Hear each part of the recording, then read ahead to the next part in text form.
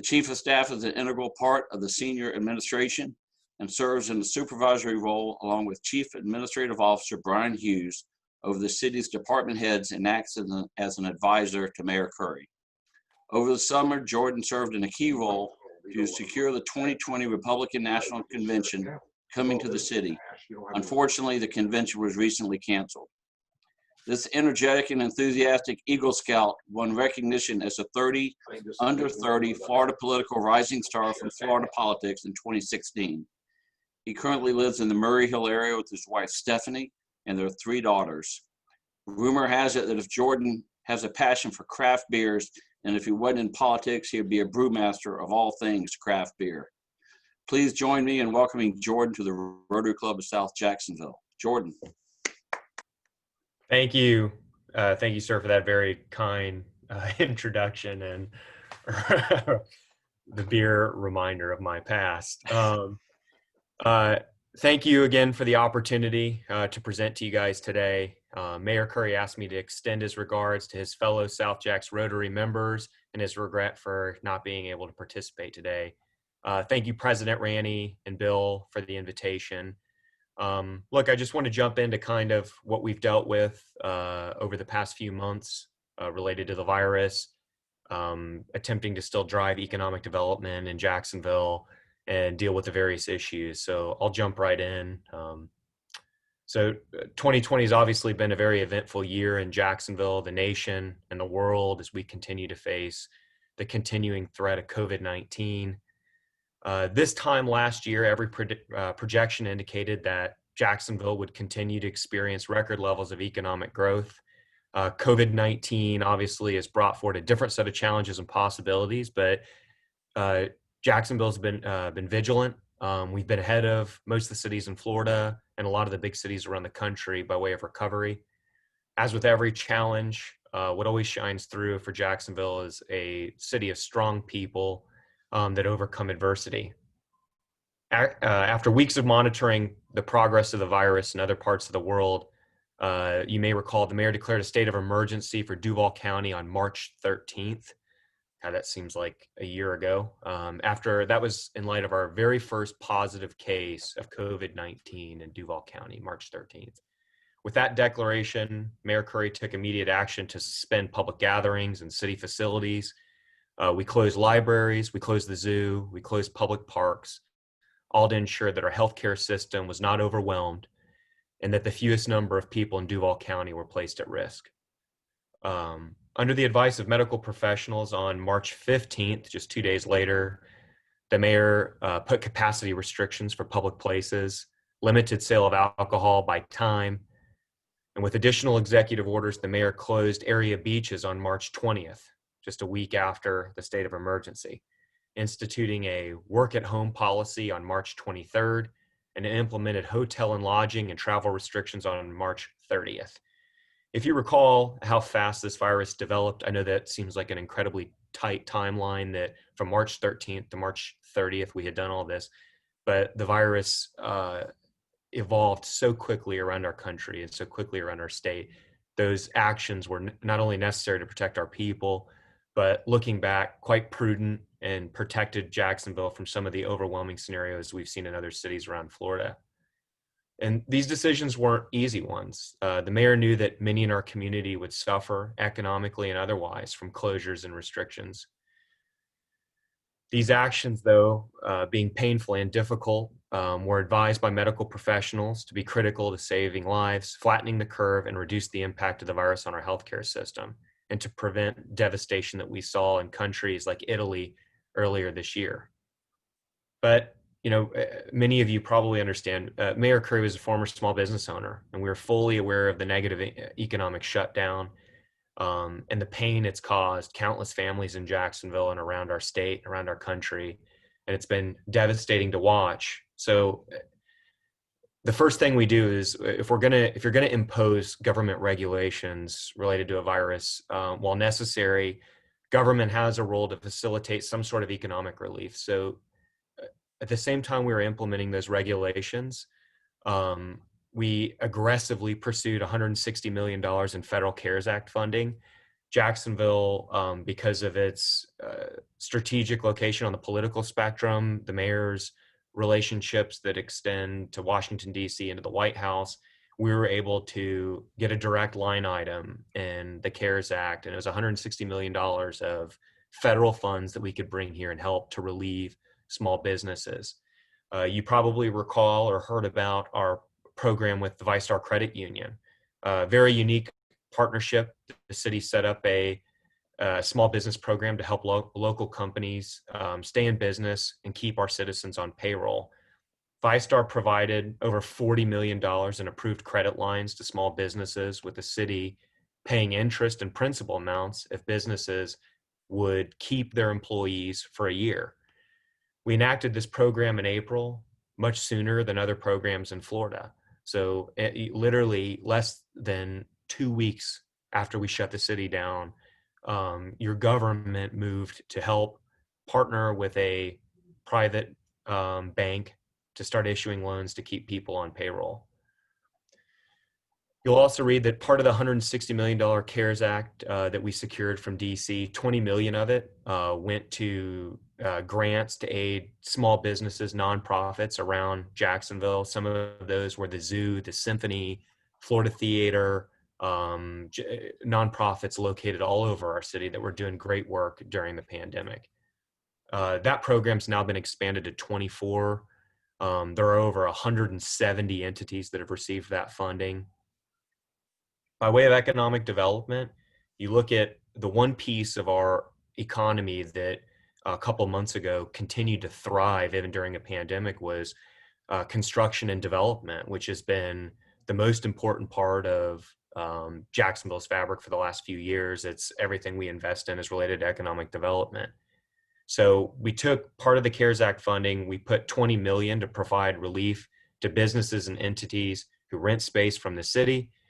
And we also waived all of our inspection fees, permit fees, and mobility fees. When you look at this, when a developer is developing a new subdivision and the amount of money that they're paying in permit cost and mobility fees, that's money that we would rather see the developer putting back into their business or helping keep their employees on payroll. So we waived those fees through the end of the year. And that has driven in a tremendous amount of development in our city. And quite frankly, our permitting department has fallen a little behind by way of processing permits, but that's a very, very good problem to have, especially while the rest of the country is having an economic downturn. Literally in Jacksonville, we are seeing permitting through the roof, so expansive that we actually have a backup. But COVID-19 has left, a mark on our city, our state, and our nation, and it's going to take months and years to recover. But at the city, we are doing what we can to ensure we can get our economy back up quickly and safely as possible. Since March, the city has approved 5 economic development projects. Cantor Fitzgerald, Project Kodiak, an international financial services company creating 80 new jobs here. They're spending $1.2 million in capital investments. Project Academy, a manufacturing company, is bringing 300 new jobs and $40 million in capital. Synergy Technologies, a company that designs software in healthcare, 300 new jobs, $1.4 million in capital. Another international transportation and logistics company creating 475 new jobs and spending $10 million in capital here. And also we have UPS looking to expand their Imeson location pending city council approval. I believe that's actually tonight. That'll create 240 new jobs, and they're spending another $300 million in capital investment. So while we see an economic downturn around the country, your government has continued, along in partnership with Jacksonville Chamber of Commerce, we've continued to drive jobs, job creation, capital investment in our county to sustain job growth. Let me talk a little bit about budget now. As many of you are aware, the mayor proposed his 6th budget to the city council a month or so ago. We're currently working through the finance committee process. I want to highlight a little bit of what that budget looks like. Even amidst times like these, the important day-to-day work of local government continues. Last month, the mayor presented his 6th proposed budget and capital improvement plan to the city council. They're currently evaluating it, and we expect action during September. Each budget has been a clear demonstration of his commitment to the people of Jacksonville and key priorities of the administration. His continued promise to be a responsible steward of taxpayer dollars. We're reducing debt again, maintaining strong reserves, especially as we head into hurricane season. And we've seen with the virus, reserves are so important, contingencies to prepare for unseen challenges. This year's general fund budget is valued at $1.34 billion and maintains public safety as our top spending priority. It includes funding to support the men and women who wear the uniforms and risk it all to protect us. It includes dollars for new fire stations all around our county, renovating and upkeeping those facilities, new vehicles and equipment for our first responders. And it also continues to invest in prevention and intervention and programs like Cure Violence and youth programs at the Kids Hope Alliance. The mayor's budget is also cognizant of the righteous demands from our community to address the social justice and economic disparities that we're seeing around the country. This mayor has consistently stated throughout his term in office that the most effective way government can create positive change in our socioeconomic situation is to invest in our neighborhoods. That includes infrastructure promises made from long ago when our city was consolidated that have yet to have been fully realized. That's why his proposed budget includes a CIP of 270 projects estimated at $1.6 billion. In the year ahead, we have 121 projects at a total of nearly $240 million just this year. And almost $100 million of that is directed towards our Northwest quadrant, where some of our largest unmet needs still exist. While this is a strong commitment to those neighborhoods, the budget still makes substantial investments in all areas of Jacksonville. And just to wrap up, despite the many challenges this year has brought us, this mayor maintains abundant optimism and faith in the people of this city and especially our economy. Working together this year and in the future, we're confident that Jacksonville will make tremendous progress toward building a stronger and more vibrant community. Our future is bright. If we keep doing the work, the best is yet to come. Again, grateful for this opportunity to communicate the mayor's goals and priorities for our city. I look forward to any questions you guys may have.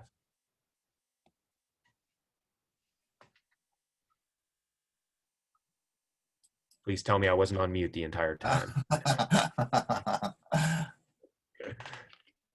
Why don't you guys unmute yourself and ask Jordan a couple of questions so I don't have to read the whole chat list. Steve Madden has a question. He's in chat. He says, welcome, Jordan. Do you foresee Maxwell House moving away from downtown but remaining in Northeast Florida? And likewise, do you see the jail moving over by the courthouse? Great question. We continue to have conversations with Maxwell House. Obviously, they've been a staple in our downtown for a very long time. But you know, everybody has a financial situation to deal with. What we're most interested in is keeping those jobs in Jacksonville. If that is them staying in our downtown location, obviously would love to have a job creator downtown, source of economic development, as well as just a fabric of our skyline, really. So we remain in conversations. I don't have an answer today on whether they stay or not, especially in our downtown, but we'll do everything we can to keep them in Northeast Florida. As it relates to the jail, the mayor identified that as a goal. That's a over $400 million expense. But, you know, the decision to put the jail there was made long ago. And when you look at that section of our downtown, there are things over there or businesses or government assets over there that, you know, we didn't forecast that area of downtown being a hub of economic development. We've since identified that, and having the jail occupy a piece of Bay Street just isn't, you know, I don't necessarily believe that, or the mayor doesn't necessarily believe that that's best for that area of town. So we continue to look at ways to move that. It's a very, very expensive endeavor, but right now we're focused on driving jobs to that area of town and economic development. So we'll continue to monitor it, but it is a goal to move that. You asked about moving it towards the courthouse. I don't know that that's an identified location, but obviously we're still considering every option with that. Jordan, let me jump in here. Last year we had Lori Boyer come and talk about driving more people to reside downtown. And she talked about a tipping point of 10,000 downtown residents. Have we made any progress on that in terms of helping to revitalize downtown during COVID, or is it stalled? Thank you, Judge. No, we continue to look. If you've been downtown recently, you've noticed literally all of the housing developments going around, specifically Vestcor. They're driving hundreds and hundreds of people through their developments over actually near the courthouse. We continue to see residential development downtown, which is great. So look, while the rest of the economy is stalled a little bit related to COVID-19, we've continued to incentivize that type of development downtown. Not only because residents being downtown is going to be part of the fabric of a thriving downtown, but just the jobs and economic development of the capital projects downtown have been amazing. We have not seen a stall in that. We continue to see people move downtown, which is great. New businesses opening up downtown, and obviously there's a ton of new development on the horizon and opportunity for our downtown. So we're very excited about that. I can't give you exactly a number on where we are in terms of that 10,000 number. Lori is probably better equipped than I am to answer that question, but I can get back to you on that and find out where we are in terms of the number. I think there was actually a state of downtown report released either yesterday or today that would point out some of that, but we're very comfortable and very excited about the residential movement in our downtown. Jordan, this is William Harrell. Would you be willing to address the concept of the public land from the landing going east toward the stadium? It's for some, and I put myself in that category, it's a unique opportunity that we already own the land to make an extraordinary public park along the entire north, a significant part of the North Bank. Would you be able to comment what the competition is to that? Sure. Look, so yeah, we are in a unique position that our government owns a tremendous amount of riverfront property, very, very valuable property, obviously very valuable to the private sector. And that puts us in a unique opportunity to everybody wants to develop it, but it gives us an opportunity to kind of control or have some serious input as to what that looks like. And I know that Lori and the DIA have talked about a very active public process related to what we're going to do with the landing space. There were a lot of individuals that were not pro removing the landing from our riverfront property. But now that everybody sees that green space and the river when you walk down Laura, I think everybody's excited about it. And honestly, that in and of itself has kind of changed our philosophy on the development of it. I think originally it was, let's clear it and let's develop it right away. And people have grown to love the green space. They love the park space, and so do we. So we want that to be a fabric of what's there. And as you extend down the shipyards towards the stadium, we want the same. I mean, that space should be walkable for the people. There should be public engagement. There should be park space there. And that's all involved in what we're looking at. And we've been very clear with developers that we've spoken to, whether it's for the landing or for the shipyards property, that public activation is going to be critical. If we are going to invest public money and taxpayer money into that property and aiding the development, everyone's going to have access to it. The Riverwalk needs to extend all the way through there so people have access. There needs to be activated public parks. So yeah, to your point, public engagement and public access to that space is going to be critical to the city approving any sort of economic development agreement. And it's what we want for it. I mean, it's beautiful space. People love to utilize it. I personally use it all the time with my family. So that's going to be critical when we look at development projects. I don't think that it's in the best interest of the city that we maintain all of that riverfront property as government assets forever. But while we have the property, we have an ability to kind of mold what that looks like, and we're actively engaged in those discussions every day. Thank you, Will.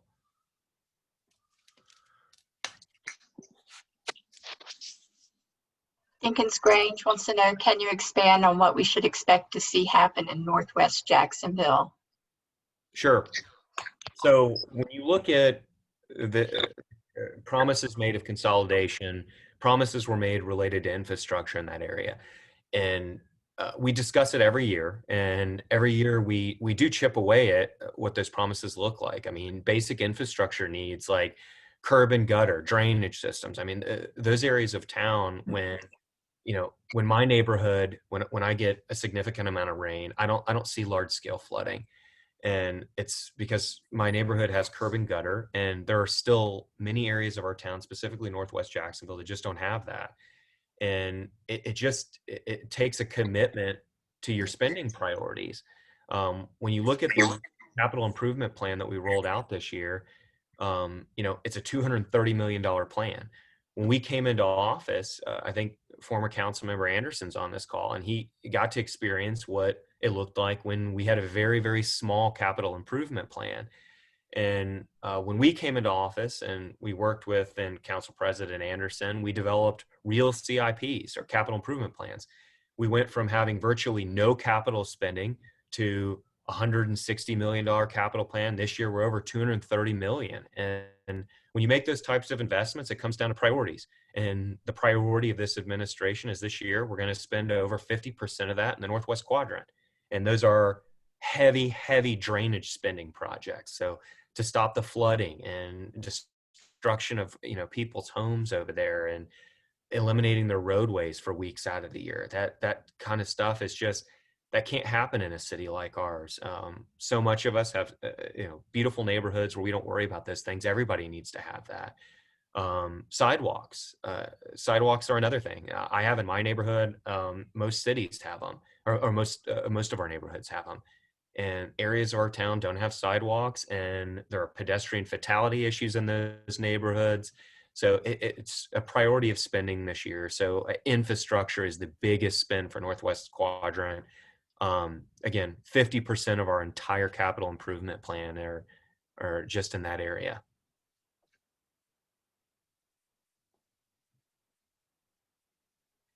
Jordan, I have a question for you. Dan Roby.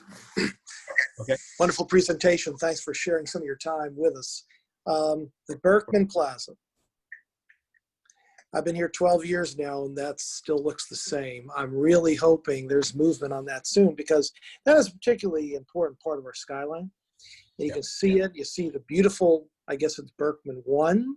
Yep. That's completed, but you see the eyesore Berkman 2. So I know we've run into some issues economically, but what do you say? I know there's active movement, so it's currently privately held. We introduced a development plan for the Berkman 2 a little over a year ago, and the nature of it's a very complex deal. People still want to salvage that building. The engineering is apparently still sound on it, which it makes it incredibly difficult for developers, because I think conventional wisdom is let's push it into the river and start from square one. But at this point in time, it's held by a private developer. They're in active transaction right now, I think, to sell it to another owner that has plans related to it. But regardless of what private entity holds it, inevitably they're going to come to the city for some economic development package. We're interested in that. We want to participate.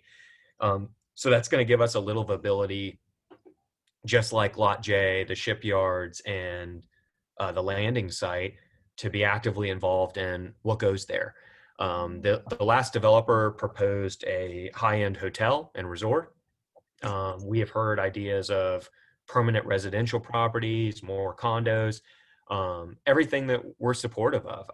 Like you, we want to rid the skyline of that building. And it's something on our mind every day. It is an absolute box to check before this mayor leaves office. We've actively pursued developers on that. We're happy to see right now there's currently a transaction related to that site. And we hope to have a development agreement before council very, very soon to determine what's going to go there for, forever. Thanks, Jordan. Appreciate it. Bill Langley has a question. He says, besides the needed infrastructure, is there any single initiative or a main priority in the mayor's proposed budget that he really wants to push forward and receive funding? Yeah, so great question.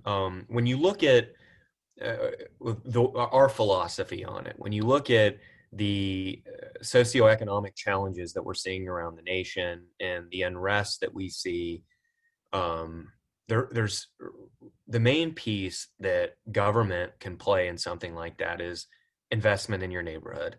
So when you look at the infrastructure, that's obviously an incredible component. You look at what do our parks look like all around our city, or what do our roads look like, and it gives people a sense of neighborhood pride. If you have a park that's clean and it's new, people get excited about their neighborhood. If they have a road that's just been resurfaced, they take pride in their neighborhood. So that's a huge component of our budget priorities. But you know, obviously, it's no secret Jacksonville has a crime problem, and public safety. Investing in public safety is by far the most important thing that government can do, and that starts with our kids. And when you look at our budget this year, and you look at the Kids Hope Alliance, which is the largest funding mechanism to protect our children through after school programming and summer programming. Not only does it help from an educational front, but it's literally the easiest way to block you know, individuals that are trying to disrupt that child's life. It's the easiest way to, you know, block that. We're increasing funding for the Kids Hope Alliance this year. We're increasing funding for all of our stop violence activity around the city. So public safety is by far the number one priority of this budget. The infrastructure spend is just, it's record breaking this year.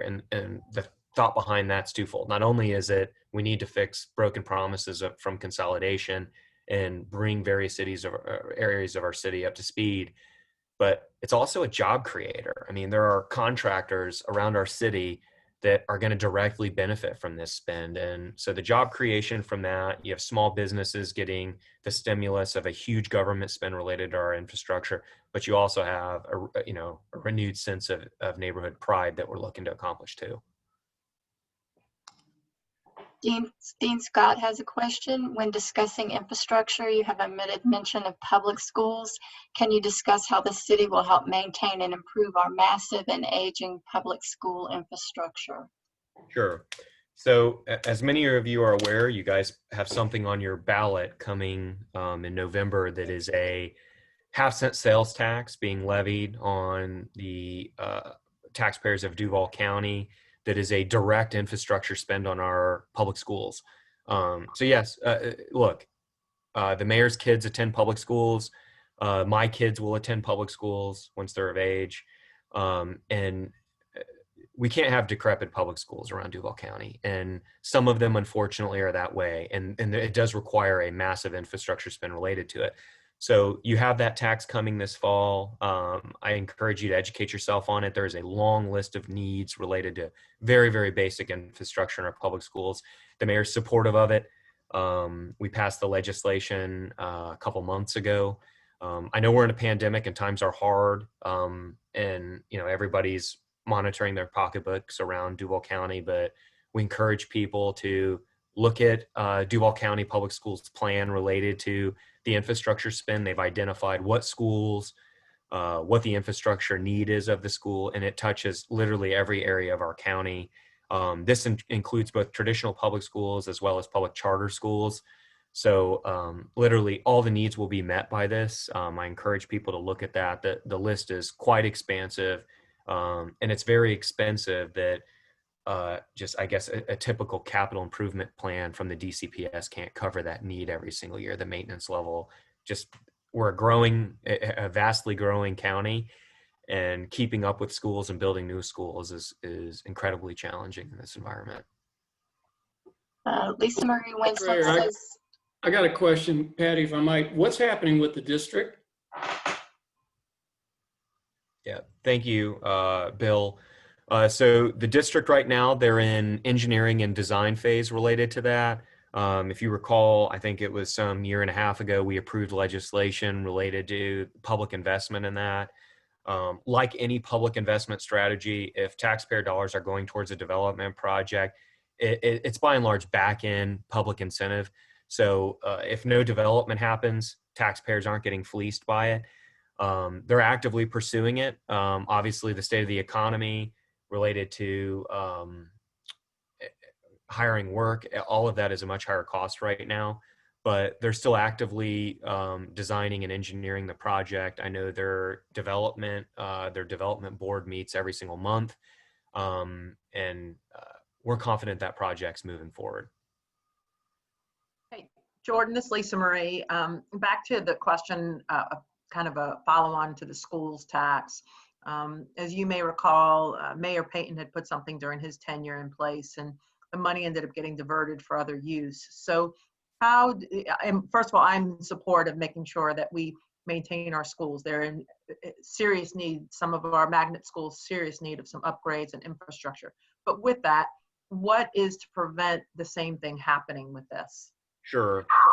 When you look at government's ability to levy taxes or fees, if you levy a millage increase, which is a property tax increase, and you want to put it towards a great effort like funding our public schools, year over year, the city council or DCPS has to make a decision every single year where that money goes. So let's say this mayor says, I want to raise millage and I want to invest it in public schools.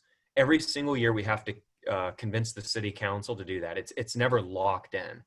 When you look at what DCPS has proposed and what we've proposed for the voters to decide, is a 0.5 cent dedicated source of revenue towards it. So by law, the voters will vote on exactly where that money can be directed. And there isn't a governing body that can change where that money goes. There's not a mayor that can change, a superintendent that can change that. By law, it has to go to critical capital infrastructure needs of our schools. In order to change that, it'll have to go back before the voters. I simply cannot say, certainly not while we're in office, would we ever entertain something like that. But voters have direct control over where this infrastructure spend is. And unlike a millage or a fee increase or a city budget, this is locked in for several decades. Thank you. You've settled an argument in the Winslow household. So I I'm appreciate sorry. that. Glad this is being recorded. Okay. And if anybody's wondering, I am winning that argument. Yeah. So, thank you. I don't think anybody was wondering. All right. Anybody else have any questions for Jordan? Can I ask one more? Please do. If somebody's, I'd be happy to go to the end of the line if you've got anyone else. No, I think we're good.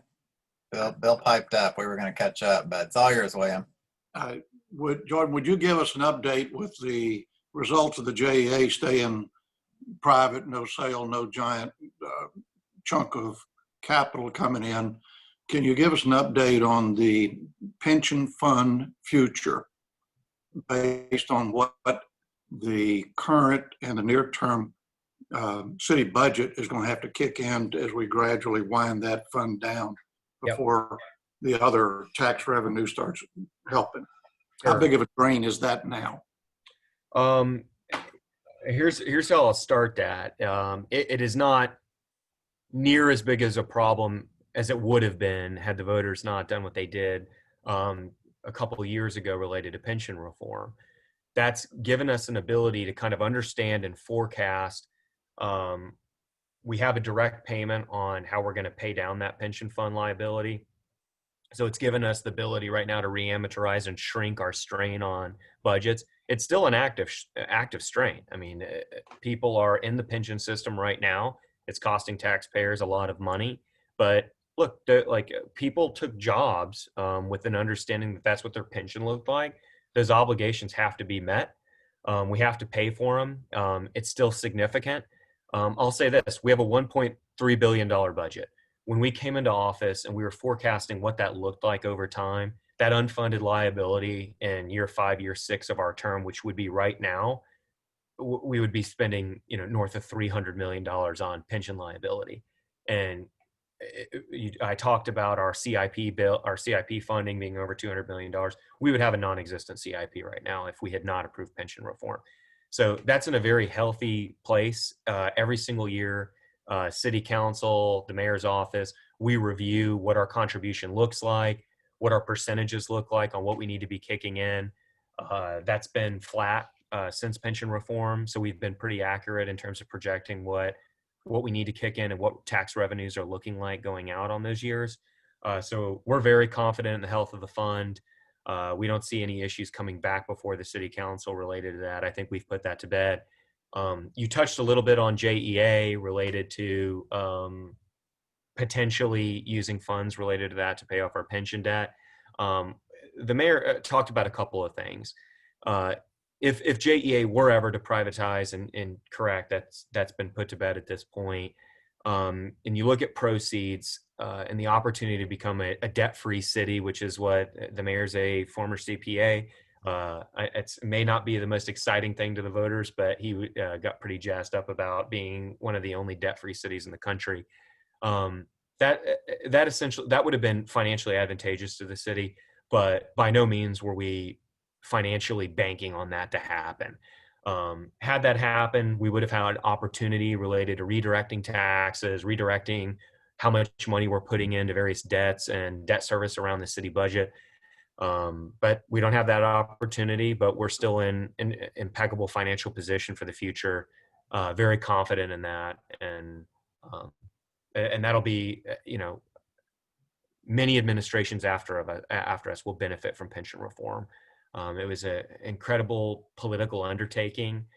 A lot of council people at the time told me you could be out of a job after the mayor puts that on the ballot.